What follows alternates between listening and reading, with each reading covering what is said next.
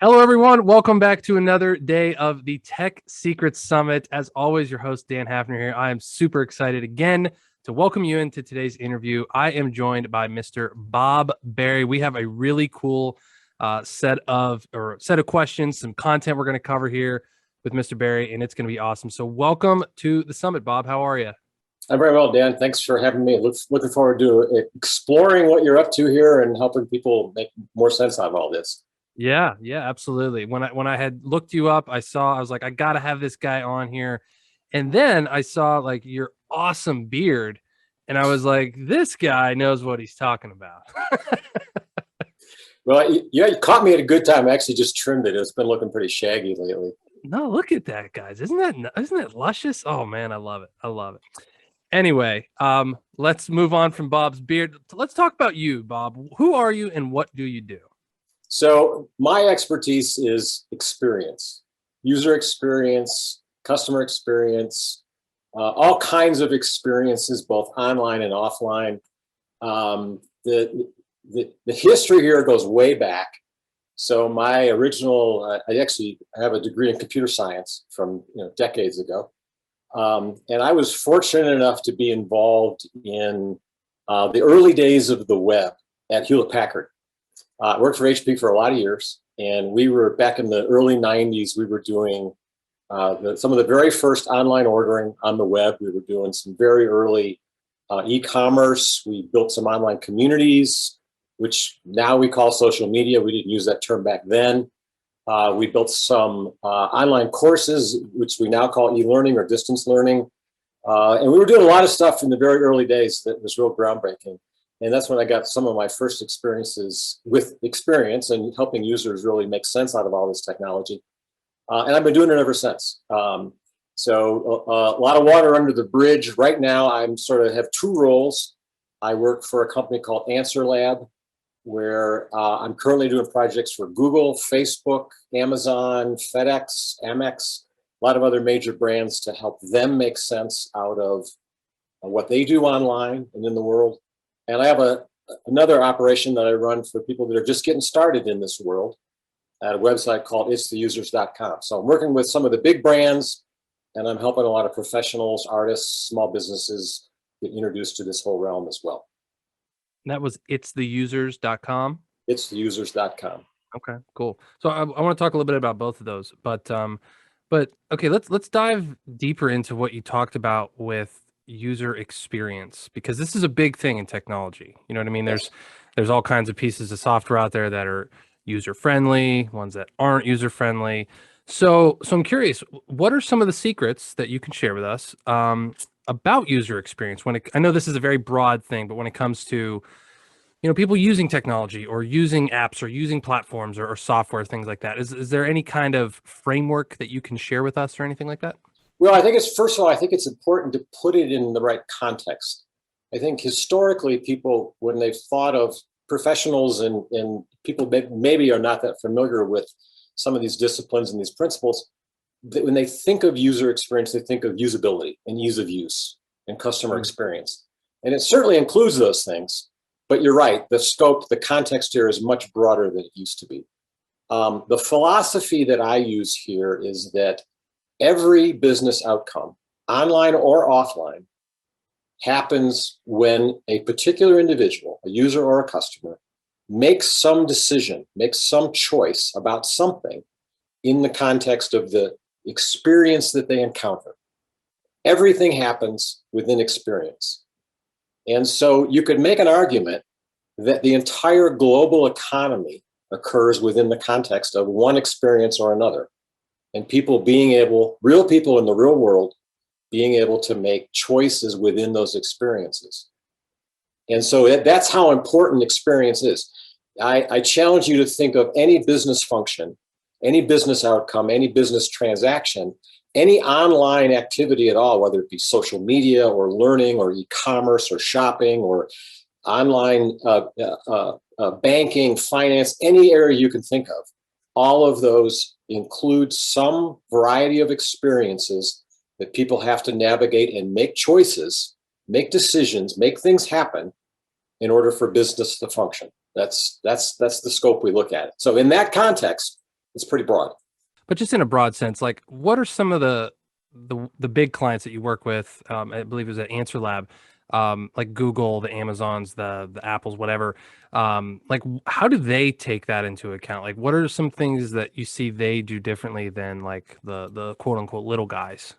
Well, I mean, obviously they have a lot of money. Well, So yeah. they have very deep pockets. So that what that means is they invest in this heavily. So if you take a company like Amazon, which we are or like Facebook or Google, any of those, which we're also absurdly familiar with, the reason that we're so familiar with them and so comfortable with them is because they have invested millions, probably billions of dollars over decades in making sure all of this works. So they put user experience at the forefront of everything they do. It's the center of their strategy. So they hire people, they invest in platforms, they never stop doing research and iterating on this over and over and over again. So at any given moment, any one of those companies have maybe hundreds of user experience research projects of one kind or another going on, and they're constantly iterating on it and improving on everything that they do. It's their bread and butter.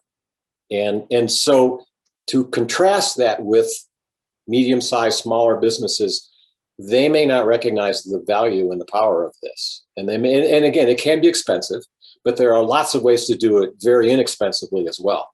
So those companies obviously pay big bucks for it because their bottom line is riding on it.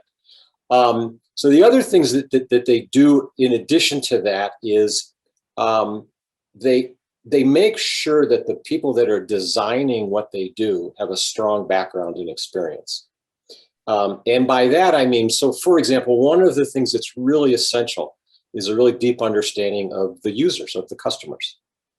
So at Answer Lab, we invest a lot in helping companies before they ever lay hands on any interactive apps or websites or software, anything like that, really getting deep into the lives of the individuals that they're trying to serve.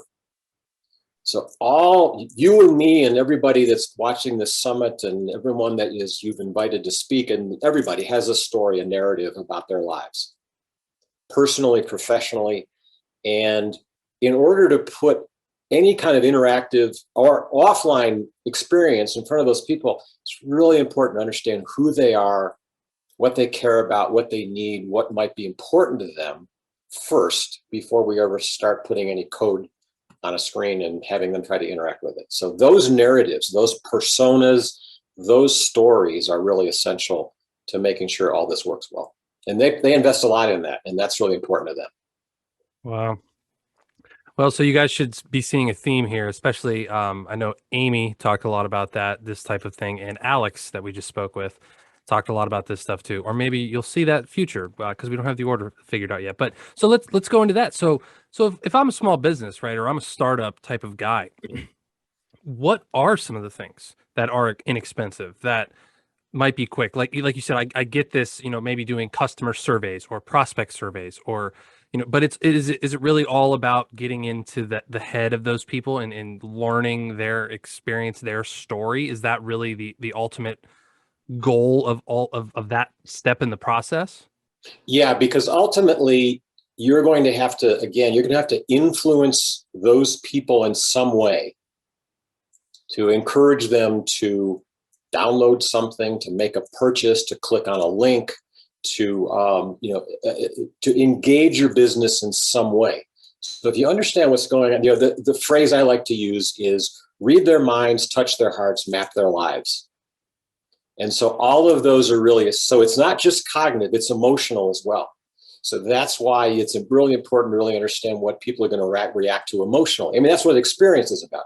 I mean, if you put all this technology aside and you just talk about experience in general and the experiences we have in our lives with our families and our pets and what we do in our hobbies and the things that we're passionate about, there's a real strong emotional attachment there.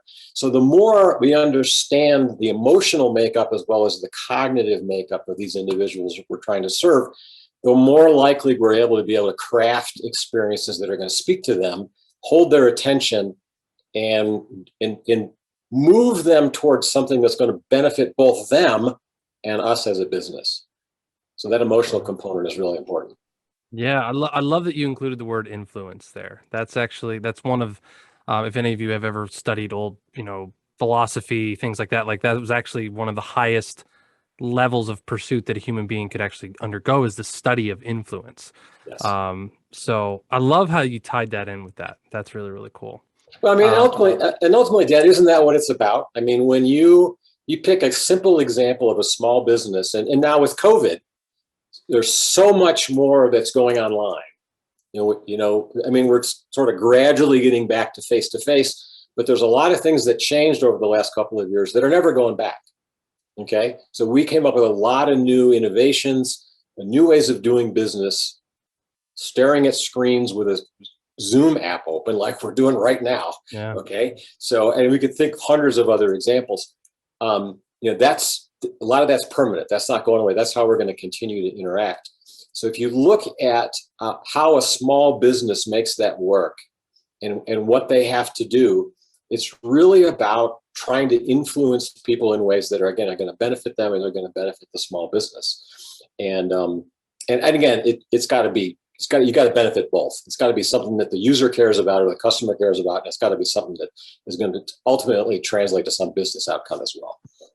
So let's go into that a little bit too. So this virtual experience, right? Like how many different aspects of a virtual experience like exist today? I mean, I know it's like kind of a weird question, but like I guess we never really have a lot of people haven't really stopped to think and realize like just how many things have gone virtual, right? Yeah. So like Well, do you, I can break it down into a few key steps, okay, okay. and these are going to apply in almost any interactive system that you might use, whether it's on a desktop, whether it's an app, whether it's a piece of software, um, or whether it's even something in a lot of cases that's not online, that's not virtual or digital. So there's sort of there's a short set of steps that people have to go through, and you do this all the time.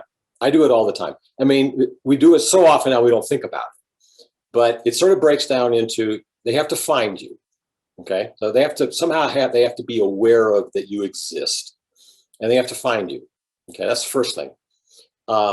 They have to understand what it is that you do and what you're about.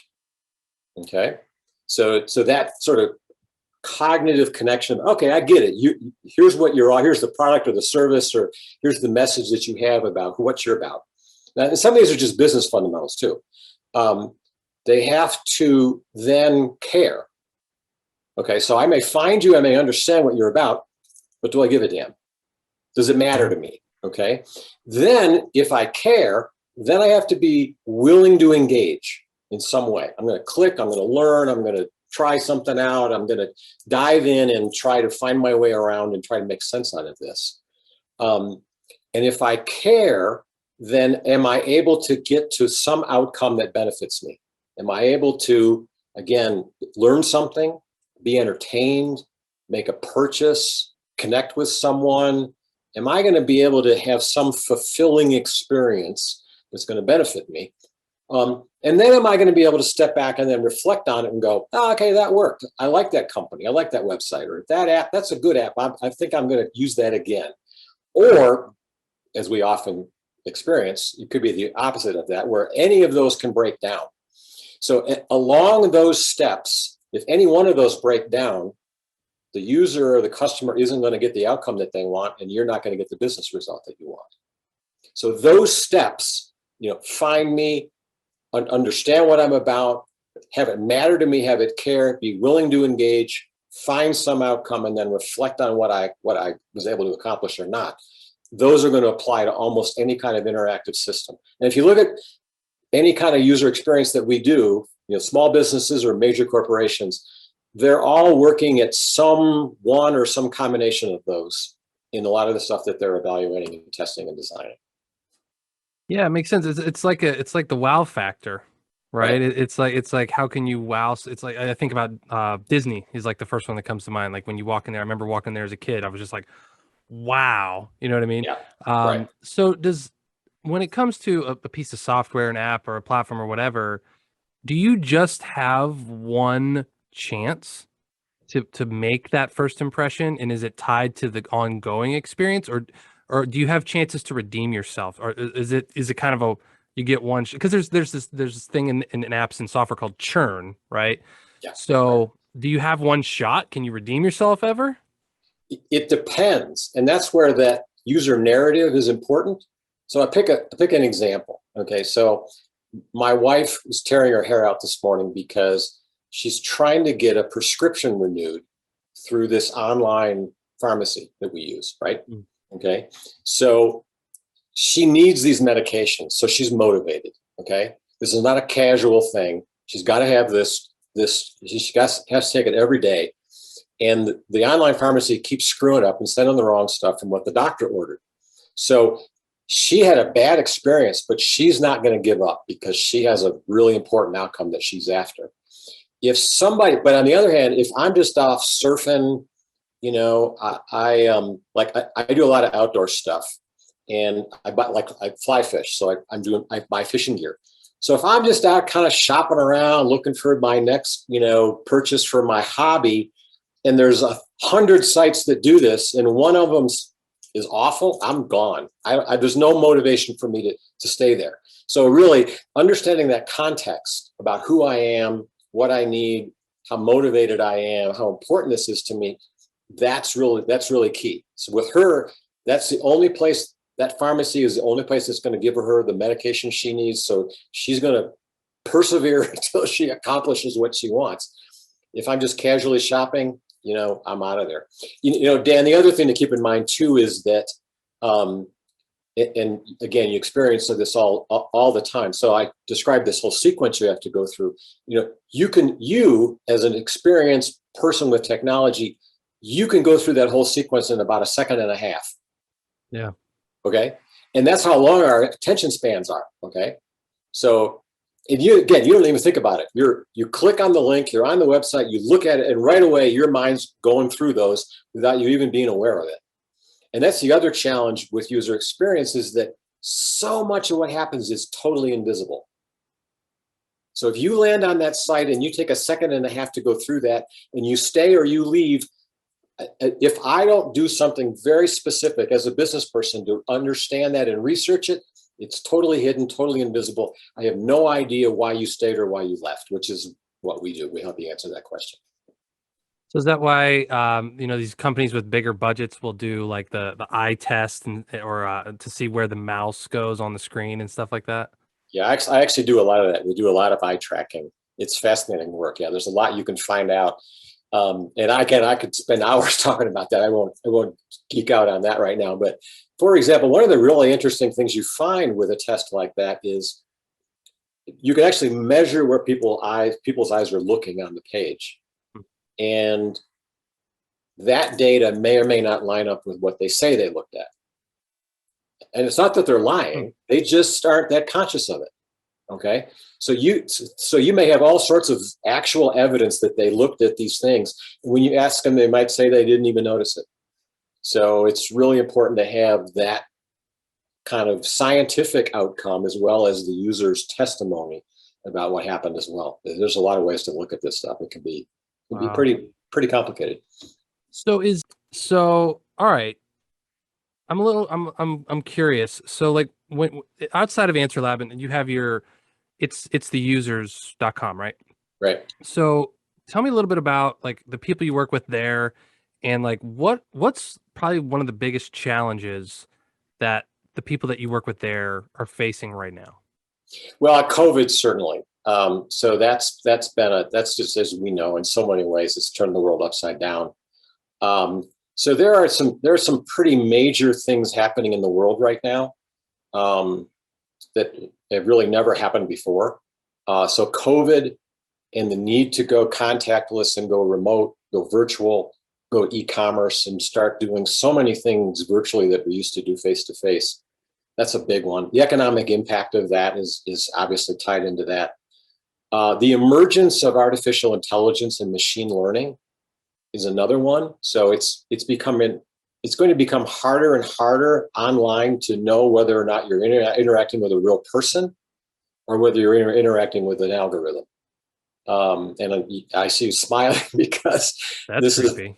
this is a big deal. Okay, so and and this has a dark side. Deep fakes, for example, you're going to start hearing more and more about this. This is going to become a big deal. And then if you look at our culture, the politics and the deep divides we have in this country, and the amount of misinformation that's disseminated through social media and other channels. And you just look at the impact of social media on our society, on our kids, on our minds.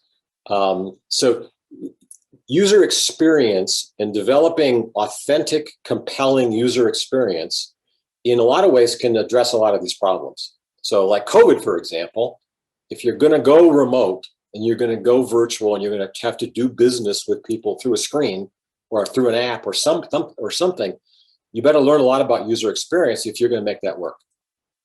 Okay. A lot of the methods that we use in this kind of research to really, again, get inside people's heads, touch their hearts, map their lives, those same practices can be used to understand people's political perspective and help us bridge those divides. So we can begin to understand other, we don't have to agree with them, but we can begin to understand their needs and their desires and their fears in ways that can hopefully help shrink some of the chasms that exist in our society and our world today. You talk about AI and artificial intelligence and machine learning and deep fakes. We're going to need authentic human-to-human experience in order to figure out how to make sense of all that and not let it take over our lives. So experience plays a critical, I could go on and on. There's named many other examples, but these are all really essential for us to make sense out of this really rapidly changing world that we're all trying to figure out at the moment. Wow. So you said something interesting that I caught there. If I can, hopefully I don't mess this up. You said that you can, when you were talking about the political stuff, you can know it. You don't have to agree with it, but you can understand it.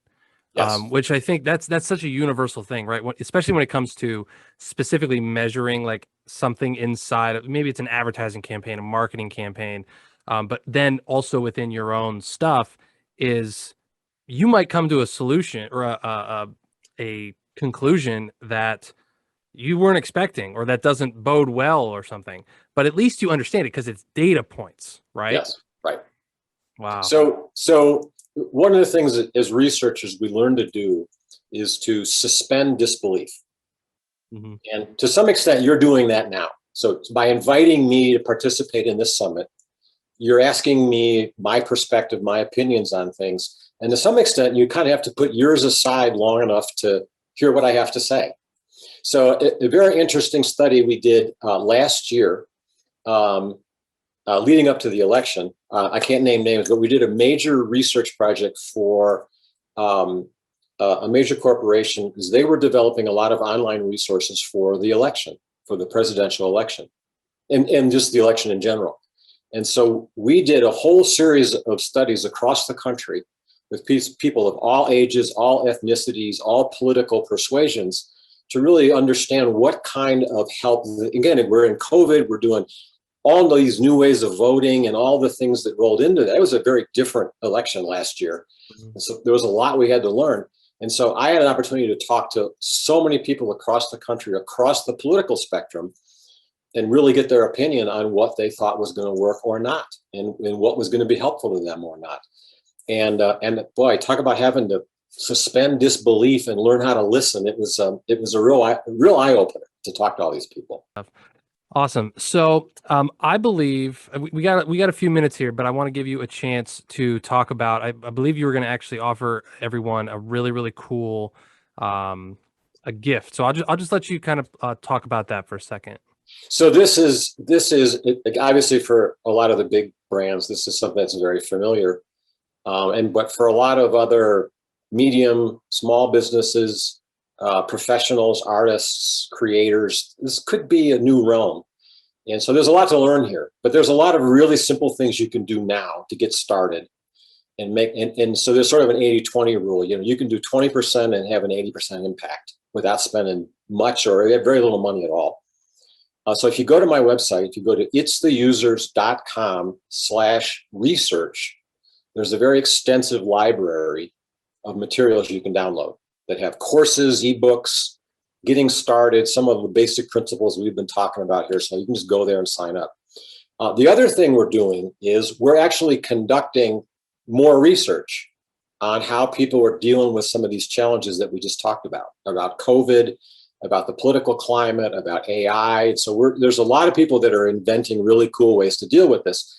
So we're inviting people. So when you sign up to download that library of materials, you can also sign up and participate in this research if that's something that interests you and you'd be willing to help us out. So go there, go to the website, itstheusers.com/research. You can download the materials and you can raise your hand to participate in this research if that's cool for you. That sounds really neat. Very neat. Okay. So yeah, we're looking forward to it. I think we're going to learn a lot. yeah, I would think. So do you have, with a couple minutes we have left, do you have any other secrets about user experience that you want to share with people that we haven't mentioned? Yeah, I think that the big secret is learn to listen, because so much, just talking to business people out there, so much of what happens now, especially with so much of everything that's happening in business going online, when it goes online, it becomes invisible. And there are things that are hidden to you that you need to know to succeed. And the only way you're going to find out is to identify who your customers, your users, your prospects are, and figure out how to have a dialogue, an authentic dialogue with them about what matters, and be able to observe them interacting with your website, your app, your software, your storefront, whatever, to really uncover those hidden things. Because if you don't uncover them, things are going to be happening that you're not aware of, and they're going to have a direct impact on your outcome. So just figure out how to do that. That's really important. Very cool. That sounds good. I mean, it sounds obvious, but it is. I mean, learn to listen. Like my wife tells me that all the time. Awesome. Awesome. All right, everyone. So that is Bob Berry. Thank you so much, Bob, for joining the summit. It was really cool to talk about this stuff. Like you said, I was excited to kind of suspend belief for a while and just kind of really listen to everything you said. So this is really cool stuff. This is very, very neat. And I hope that you guys actually can I'm going to go check that out and kind of look into this whole research piece. I've always kind of wondered about being involved in that type of stuff. So that sounds really cool. Cool. So yeah, thank you very much, Bob. We appreciate you having you on the summit. Thanks, Dan. It's been a pleasure. All right. Thank you. All right, everyone. So that is all for this interview. I will see you in the very next one, or the next video, and then the next interview as well. And all of the links that Bob mentioned will be on the page below here, right below in the resources section, so you can check those out. All right, my friends, that's all for today, and I will see you tomorrow.